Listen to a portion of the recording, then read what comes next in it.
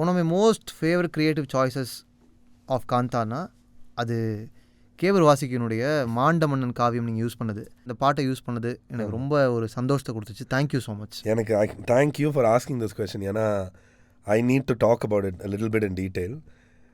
ஏன்னா இது ஒரு ரொம்ப ஒரு கிரிட்டிக்கலான ஒரு சாய்ஸ். அங்கே அந்த இடத்துல வந்து என்ன நடக்க போகுது.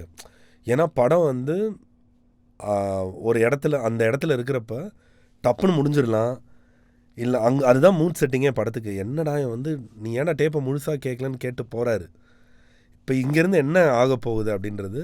So it's going to set the mood, atmosphere and the momentum for the next 10 minutes.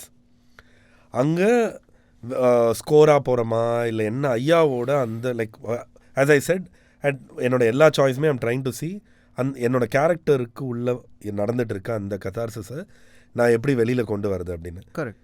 அப்போ நான் இதை எழுதுகிறப்ப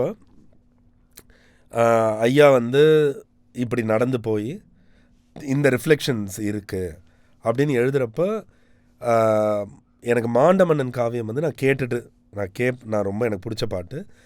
இந்த இடத்துல வந்து எனக்கு அது நான் முன்னாடி கேட்டிருந்தாலும் அந்த இடத்துல நான் ஃபஸ்ட் லைக் ரொம்ப நாள் கழித்து இந்த ரைட்டிங் ப்ராசஸில் நான் இருக்கிறப்ப அந்த பாட்டை கேட்குறப்ப எனக்கு ஒவ்வொரு வரியும் வரப்போ my heart was in my mouth.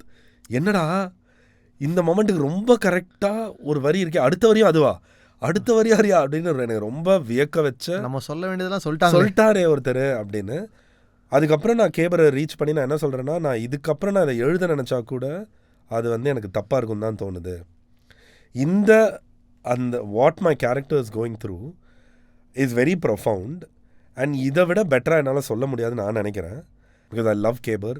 I think கேபர் is a very very gifted writer and is a huge gift for Tamil. நல்ல லெவலில் நீங்கள் சொன்னீங்க. What I feel is கேபர் is a gift for Tamil writing. Definitely. So it was a moment where I told myself that I cannot match up to, and அது வந்து ஒரு beautiful thing when a writer's thinking that another writer has given, அவர் create பண்ண ஒரு moment அளவுக்கு என்னால் I could have sat and written, எவ்வளோ try பண்ணியிருந்துருக்கலாம். பட் நான் எழுத நினச்சப்பெல்லாம் எனக்கு வந்து நாட் லைக் மாண்ட மன்னன் காவியம், அது ஒரு மலையாக என் முன்னாடி நினச்சி. இதே மொமெண்ட்டுக்கு இந்த இதை நான் வேணாம், I would rather go to that writer, pay that respect to that writer and get it for the film. படம் அதை கேட்குது. Nice.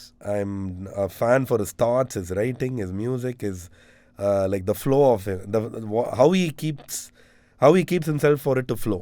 அதுக்கு வந்து நான் ஒரு ஃபேன். கரெக்ட். சூப்பர்.